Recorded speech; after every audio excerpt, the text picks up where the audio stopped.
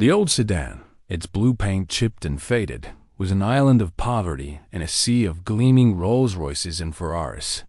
Laughter, sharp and cruel, erupted from a circle of parents in designer gowns. Did that rush bucket actually get through? The gates, one sneered. Maybe she's the nanny, another added. But when the driver's door opened, the woman who stepped out didn't flinch. Her dress was simple, her bag was worn, and her face held a quiet dignity that unnerved them. They saw a nobody. They had no idea they were mocking the most powerful woman in the room. Part 1. The Entrance. Afternoon sun poured liquid gold onto the oak dining table, a table that bore the faint scratches of a well-loved family life. The air smelled faintly of freshly baked cookies as Lisa Evans dried her hands on a faded floral apron. Before her, her 8-year-old son, Ethan, held his breath, attaching a final bottle cap wheel to his model car. The cardboard vehicle, meticulously painted silver, looked small and simple. "Will it work, Mom?" Ethan whispered, his wide eyes shining. With a powerful hope, Lisa knelt, loose strands of hair framing her makeup-free face. "It will do more than work, my love," she replied, her voice as soft as a caress. "It has your heart in it." The back door opened softly. David Evans entered, his tall frame seeming to fill the entire kitchen. He had loosened his silk tie, but his expensive suit still exuded a quiet power. His eyes didn't look at the toy model, but at his wife's hand resting gently on their son's shoulder. "I hear it's a big gala tonight," David said, his voice low and steady. "Are you sure you don't want the driver to take you? The traffic will be heavy." Lisa shook her head, a private smile on her lips. "Ethan and I will go with Matilda," she said. Matilda, the old sky-blue sedan, its paint chipped and dull in places under the sun. It was her late father's first car, a legacy of leaner days, a tangible reminder that value was not in a glossy finish. For Lisa, driving it wasn't a choice of necessity, but a quiet declaration. David nodded, his respect unspoken but absolute. "All right, I'll meet you there after my meeting." He bent to kiss her forehead. "Don't let anyone disturb your peace." On the way, Matilda's wheels hummed a familiar tune. Ethan sat in the passenger seat, clutching his model car. "Leo said his mom is going to wear a dress like a princess," the boy said, his voice smaller now. "He said our car looks funny." Lisa's hands tightened ever so slightly on the worn steering wheel, a nearly imperceptible movement. "Ethan," she said, her voice perfectly even, "the things that are truly valuable in this world, like kindness or courage, can't be worn on your body or driven on the road. Do you understand?" Ethan was quiet, but he nodded when they arrived. The prestigious school's parking lot looked like a showroom for precious metals. A gleaming Bentley was parked next to a fiery red Ferrari. Immaculate Range Rovers and Maseratis were lined up like trophies. And then Matilda rolled in, its pale blue paint like an ink smudge on a page of pure white silk. The engine had barely cut off when a group of parents turned. They stood there, champagne flutes in hand, their outfits looking as though they'd stepped off a Milan runway. Leading them was Victoria Chastain, a woman in a blood-red silk dress and lips to match. "My God!" Victoria's voice cut through the air, sharp as shattered glass. "Did that piece of junk actually make it past security?"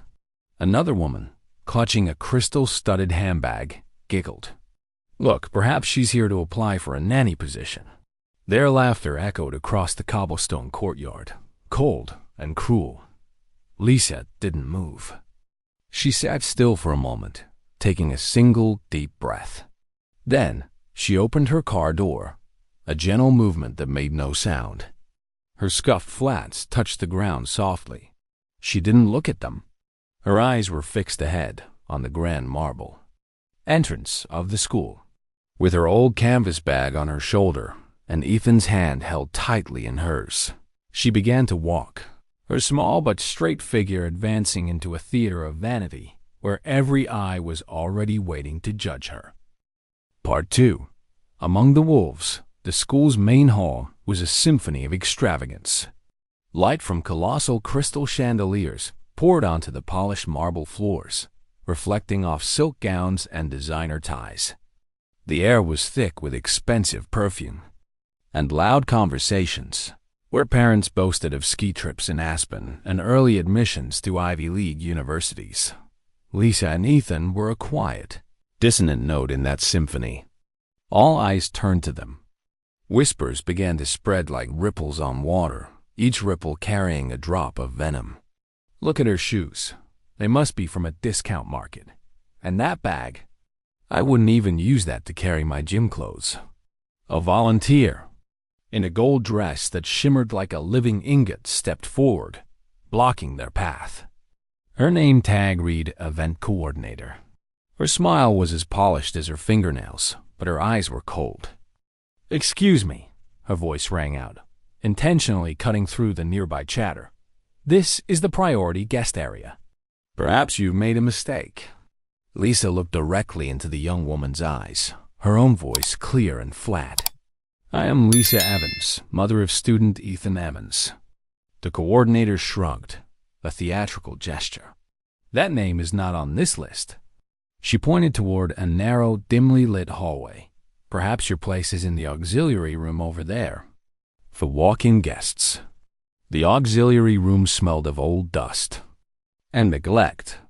A pale yellow light emanated from wall sconces, and a few rickety chairs were lined up along the walls. It was a place for those who did not belong in the glittering world outside. Lisa gently led Ethan to a corner, helping him place his model car on a small table. Just then, a group of parents, led by Mr. Chastain, Victoria's husband, entered. He was holding a glass of whiskey, a gold watch flashing on his wrist. His eyes fell on Ethan's model. "Well, look what we have here," he said, his voice booming to attract an audience. He picked up the model carelessly with 2 fingers, as if holding something unclean. "This is pathetic. Who made this thing?" Ethan stood frozen. His small shoulders trembled. It was his creation, his pride, and it was now being ridiculed in front of everyone. Lisa stepped forward, standing protectively in front of her son. "That is my son's project," she said, her voice still quiet but with a steel edge hidden deep within. Mr. Chastain let out a derisive laugh. "Your son? Well, you should teach him to use better materials than cardboard. Or ... Could you not afford to buy him any?" He tossed the model back onto the table, a lazy but malicious toss. The bottle cap wheel broke off, rolling across the floor. Before stopping under a chair, the surrounding crowd erupted in laughter. The sound hit Ethan like physical blows. He hung his head, his eyes filling with tears. Lisa didn't look at the laughing mockers. She didn't waste a second on them. She knelt beside her son, her gentle eyes focused only on him. She picked up the small wheel and placed it in Ethan's palm. "Listen to me," she whispered, her voice low enough for only the 2 of them to hear. "Strong people don't need to show off, my love. True strength is here." She placed her hand on his chest. "It's in continuing to stand up after you've been pushed down, and in continuing to be kind when others are not."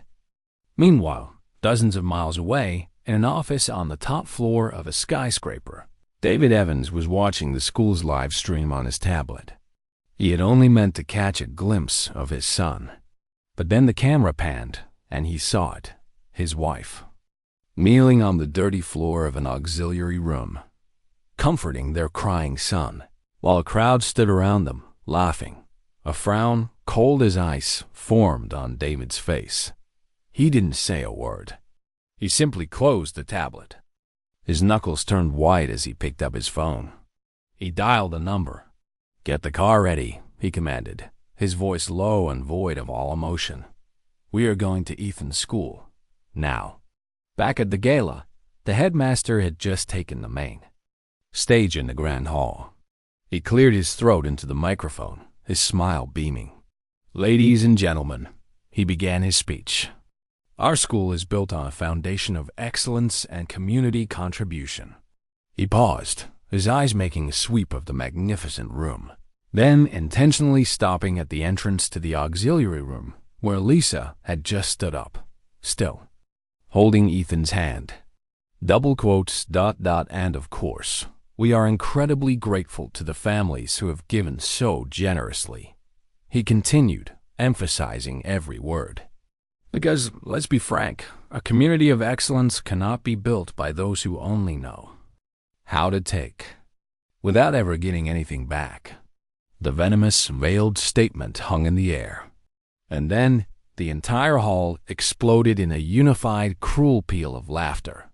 Lisa stood there, at the epicenter of the humiliation, as unmoving as a statue, her straight back the only silent challenge against the entire world. Part 3. The curtain falls, the laughter died. It didn't fade. It stopped short, as if choked by an invisible hand. Every sound in the opulent main hall ceased. The conversations, the clinking of glasses, the soft music, it all vanished. All that remained was a silence as heavy as lead. David Evans was standing there. He hadn't entered loudly. He had simply appeared in the doorway, as quiet as a phantom. He wore a charcoal gray suit, impeccably tailored, and wore no jewelry. But the power that radiated from him was more real than any diamond or gold watch in the room. He didn't look at the headmaster, who was frozen on the stage. He didn't glance at the stunned crowd. His eyes, cold and focused, were looking at only one place. He walked, his expensive leather shoes making no sound on the marble floor. He moved through the parting crowd, entered the dim hallway of the auxiliary room, and stopped beside his wife and son. He gently placed a hand on Lisa's shoulder, a silent, protective gesture. With his other hand, he stroked Ethan's hair. He said nothing, but his presence was an unshakable shield, separating them from the rest of the world. The headmaster, his face ashen white, hurried down from the stage, nearly tripping. "Mr. Evans, Mr. Evans, what a tremendous surprise," he stammered, his smile a pathetic grimace. "We had no idea you were coming. ... Double quotes. David finally moved his gaze from his family. He looked directly at the headmaster. His voice was not loud, but in the absolute silence, every word landed like a hammer blow. "You had no idea?" David asked, a simple question that carried the weight of an indictment. "You run this school, yet you had no idea that my wife was being shoved into an auxiliary room like an outcast? You had no idea that my son, your student, was being humiliated and his work destroyed at an event that was supposed to celebrate him?" He paused, his sharp eyes sweeping over the crowd. "Is this the community of excellence you just spoke of? On stage?" The headmaster opened his mouth, but no sound came out. Just then, the young science teacher, the one who had spoken to Lisa earlier, timidly stepped forward. Her face was pale, but she took a deep breath. "Mr. Evans." "Mrs. Evans," she said, her voice trembling but clear. "It was because of a generous grant from the Evans Foundation that our department was able to build a new science lab last year. Without it, ... we could never have done projects like Ethan's." The silence was broken by a stunned gasp. Next, another woman stepped out from a corner of the room. She wore a simple dress, her face weathered but her eyes fierce. "I am Sarah's mother, a scholarship student," she said, her voice firm. "My daughter is here tonight because of a kindness that people like you would never understand. The kindness of the Evans family." The champagne flute in Victoria Chastain's hand trembled slightly. Her husband, the man who had tossed Ethan's model, now looked as pale as a ghost. And then the final blow was delivered. A member of the board of directors, a powerful woman who usually remained silent, hurried through the crowd, holding a folder. "Good heavens, David, Lisa!" she exclaimed, her voice full of panic. There has been a terrible misunderstanding. Everyone, do you all understand? She held up the folder. The entire scholarship fund for the past 5 years, the new art wing. Your daughters are studying in the modern gymnasium your sons train in. All of it, all of IT, was funded by a single source, the Evans Family Foundation. Crash! Victoria's crystal-studded clutch fell to the floor, its expensive contents spilling out. But she didn't notice. Her face was now a mask of pure horror. The whispers now turned into a wave of shock. Evans ... As in the Evans family? The founder of Vesta Capital. Oh my God, what have we done? David paid no mind to the chaos. He simply turned, looking directly into the wide, terrified eyes of the Chastains. Wealth can buy silk dresses and expensive cars, he said, his voice terrifyingly calm. But it cannot buy dignity. The value you teach your son is to judge others by their appearance. The value we teach Ethan is to look at their hearts. He paused for a second, letting his words sink in. Let's see, in 20 years, what kind of men they become. It wasn't a threat. It was a verdict. The room was utterly silent, the only sound being the ragged breathing of those who had just realized they had made an irredeemable mistake. Part 4. The echoes. No one dared to step forward. No one dared to speak. The crowd of wealthy and powerful people now stood frozen, their expensive outfits suddenly meaningless. They could only watch, helpless, as the Evans family walked away. Lisa accepted no apologies because she had never asked for any.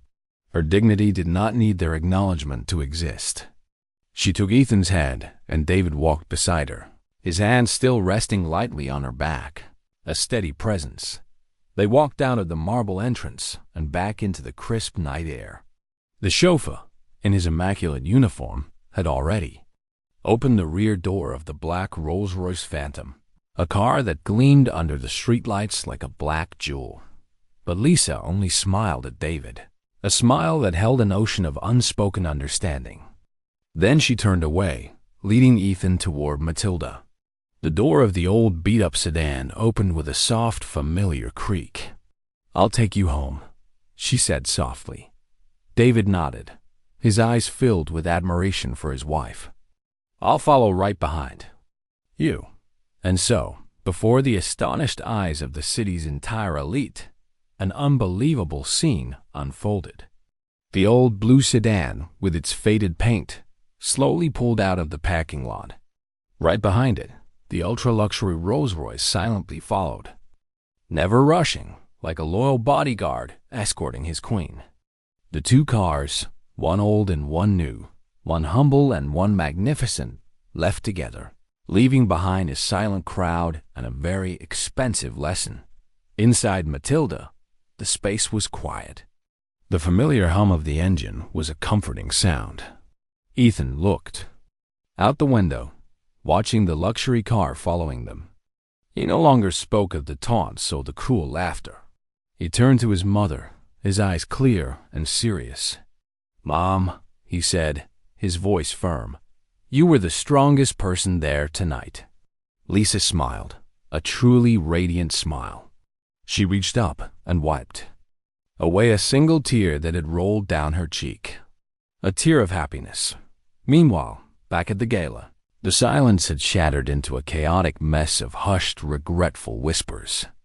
"My God, that was Lisa Evans," a woman trembled, her designer handbag now looking ridiculous. "David Evans' wife? The one who endowed the children's hospital?" Mr. and Mrs. Chastain stood frozen. Victoria looked down at the shattered contents of her clutch, then at her husband with accusing eyes. "This is all your fault," she hissed. "Your stupidity." The man who had mocked Lisa's shoes quickly hid in a corner, frantically making a phone call, his voice full of panic, as if his own status was about to evaporate. Those who had laughed the loudest were now the ones who hung their heads the lowest, rushing for the exits, the frantic clicking of their heels on the marble floor stripped of all its former arrogance. A few days later, On a sunny Tuesday morning, the schoolyard had returned to its usual peace. Ethan was sitting on a stone bench, carefully reattaching the wheel to his model car. A shadow fell over him, and he looked up. It was Leo, the Chastain's son. He stood there, twisting his hands. Together, unable to look Ethan in the eye. That car of yours," Leo stammered, his voice barely a whisper. It's cool." Ethan looked at Leo for a long moment. He could have turned away. He could have offered a sarcastic remark. But he was Lisa Evans' son. Instead, he smiled. A gentle smile. "Thanks," he said. The wheel came off. Do you want to help me fix it?" Leo's eyes lit up with a mixture of surprise and gratitude. He nodded eagerly and sat down next to Ethan under the warm sun. The two boys, the son of humility and the son of hubris, bent their heads together, their small fingers fumbling to repair. A simple cardboard car. A lesson not taught in any classroom, but the most important lesson of all was just beginning. And in a corner of the schoolyard, the old blue sedan sat, quietly bathing in the sun, a silent guardian of the values that never fade.